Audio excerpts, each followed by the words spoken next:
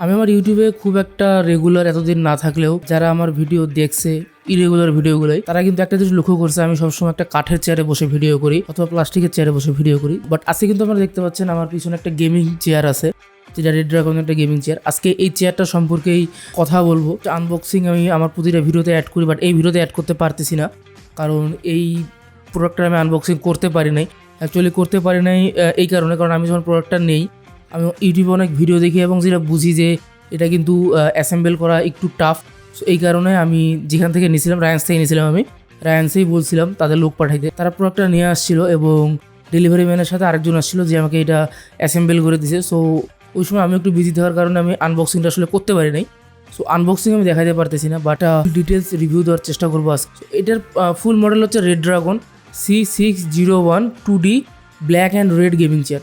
So C601 বলতে পারেন এটার মডেল, এবং এটা অন্য কোনো কালার ভেরিয়েন্টে অ্যাভেলেবল আছে নাকি সেটা আমি জানি না। বাট আমি যেটা দেখছিলাম যে এটা রেড এবং ব্ল্যাক আছে। রেড এবং ব্ল্যাক আমার খুব একটা পছন্দের কালার না, তারপরেও আমি এটা নিয়েছিলাম কারণ এটার সাইজ বাকি সবগুলোর থেকে আলাদা ছিল। বর্তমানে আমি অনেকগুলো দেখতেছি চেয়ার অ্যাভেলেবল আছে, বাট ওই সময় এই সাইজের একটা চেয়ারে অ্যাভেলেবল ছিল। বাকি যেগুলো ছিল লাইক স্করপিয়ান নামের মনে হয় একটা ব্র্যান্ডের ছিল, যেটার দাম এটার থেকে কম, ঠিক আছে, বাট চেয়ারের সাইজটাও কিন্তু একটু ছোট। সো এটার প্রোডাক্ট পেজ থেকে যেটা আমরা ওভারভিউ পাচ্ছি, একটা কুইক ওভারভিউ, সেটা আমি দিয়ে নেই। এটার সিট সাইজ হচ্ছে 1250x660x720 মিলিমিটার। ফ্রেম কনস্ট্রাকশন হচ্ছে প্লাইউডের। কভার কালার হচ্ছে ব্ল্যাক অ্যান্ড রেড, যেটা প্রথমেই বললাম। এবং অ্যাডজাস্টেবল আর্মরেস্ট হচ্ছে 2D armrest. Adjustable back angle হচ্ছে 90 ডিগ্রি থেকে 180 ডিগ্রি পর্যন্ত, এবং ওয়েট ক্যাপাসিটি 150 কেজি। এই ওভারভিউটা আমি দিলাম কারণ রিভিউর সামনে আমার প্রতিটা জিনিস সম্পর্কে বলার আছে কিছু না কিছু। সো যে জিনিসটা সম্পর্কে আমি সর্বপ্রথম বলবো, 90 ডিগ্রি থেকে 100 ডিগ্রি পর্যন্ত আপনি এটা এই পার্টটা আছে আপনি নিয়ে যেতে পারবেন। লাইক 90 ডিগ্রির আই থিঙ্ক একটু কমই হবে, লাইক 80-85 এরকম হয়তো আসে।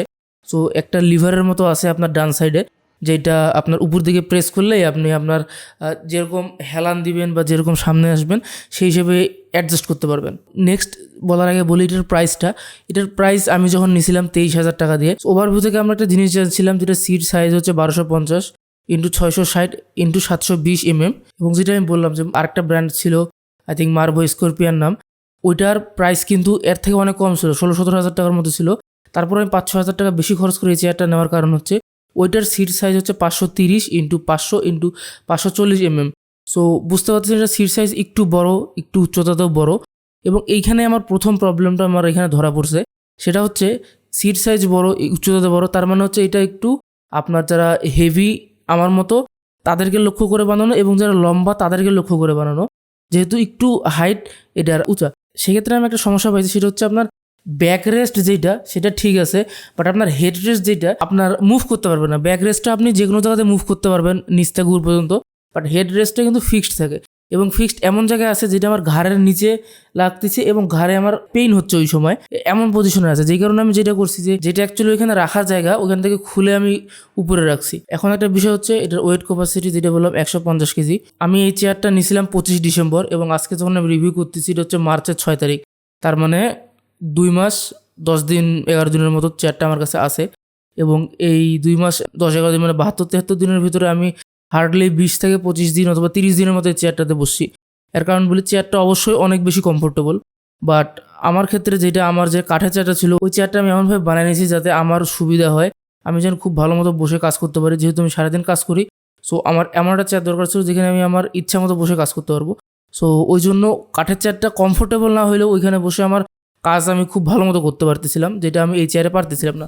অবশ্যই কমফোর্টেবল এই চেয়ারটা বেশি, বাট কমফোর্টেবল হওয়ার সঙ্গে সঙ্গে বলতে হবে যে সেরকম মনোযোগ দিয়ে আমি কাজ করতে পারতেছিলাম না। এই কারণে দেখা যাচ্ছে এখানে একটু কম বসতেছিলাম এবং ওই চেয়ারে বসতেছিলাম। বাট অবশ্যই সবাই আমার মতো চেয়ার নিজের ইচ্ছা মতো বানায় নিবে না, সেক্ষেত্রে এই চেয়ারটা আপনি প্রথম দিন থেকে খুব ভালো মতো কমফোর্টেবল ইউজ করতে পারবেন।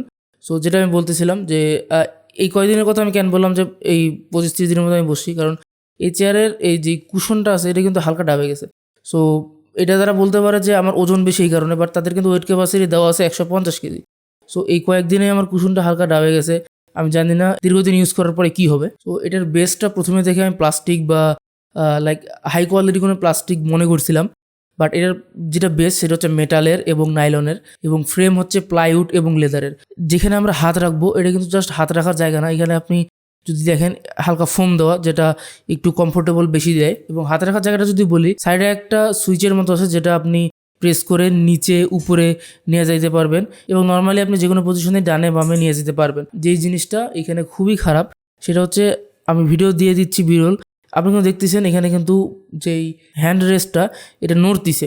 সো এত দামি একটা চেয়ার অথচ ফিনিশিংটা ভালো না, হ্যান্ড রেস্টটা নড়তিছে। এই জিনিসটা অবশ্যই আমার কাছে একটু হলেও খারাপ লাগছে, কারণ এটা যদি একদম পারফেক্টলি ফিক্সড থাকতো অবশ্যই একটু বেটার হইতো। এখন একটা প্রবলেমের কথা বলবো, যে প্রবলেমটা আই থিঙ্ক জাস্ট আমার ইউনিটে আছে, সেটা হচ্ছে, এটা জানি না আমার মনের ভুল নাকি, বাট আমি যখন বসি আমার চেয়ারটা বাম দিকে একটু বেশি হেলানো মনে হয়। অবভিয়াসলি এটা প্রতিটা ইউনিটে থাকবে না, বাট আমি জিনিসটা যখন লক্ষ্য করলাম অলরেডি 8-10 দিন হয়ে গেছে এবং এই চেয়ারের সাথে কিন্তু কোনো ওয়ারেন্টি আছে না, যেটা একটা খারাপ দিক। সো আমি সেখানে ওয়ারেন্টি ক্লেম করতে পারবো না দেখে আমি আর কিছু বলি নাই। একটা লিভার আছে যেটা দিয়ে আপনি হাইট উঁচা নিচে করতে পারবেন। আমি এখন সবচেয়ে নিচে আছি এবং উঁচা যদি আমি যাই তাহলে ফ্রেমের বাইরে চলে যাবো। সো নিচে দিয়েই আমার জন্য সবথেকে কমফোর্টেবল হচ্ছে। এখন যদি আমি সংক্ষেপে জাস্ট কিছু প্রোস এবং কনস বলতে চাই, প্রথম প্রোস হচ্ছে যে চেয়ারটা প্রচণ্ড কমফোর্টেবল। লাইক আমার ঘরে কিন্তু বেড নাই আমার স্টুডিওতে।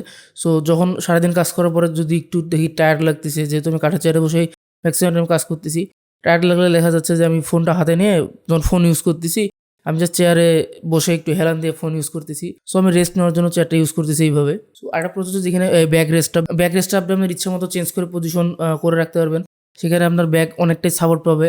আপনার যদি ব্যাকের পেইন থাকে, সো এখানে আপনি এখানে বসে থাকলে আপনার পেইন হবে না আই গেস। সো চেয়ারটা আমার কাছে অনেকটা মজবুত মনে হয়েছে, যেটাও একটা প্লাস পয়েন্ট। সো এখন যদি কনসের কথা বলি তাহলে অবশ্যই বলবো ব্যাক রেস্টের কথা। ব্যাক রেস্টটা কিন্তু যেখানে থাকার দরকার তার থেকে একটু নিচে আমার কাছে মনে হয়েছে, এটা একটা কনস।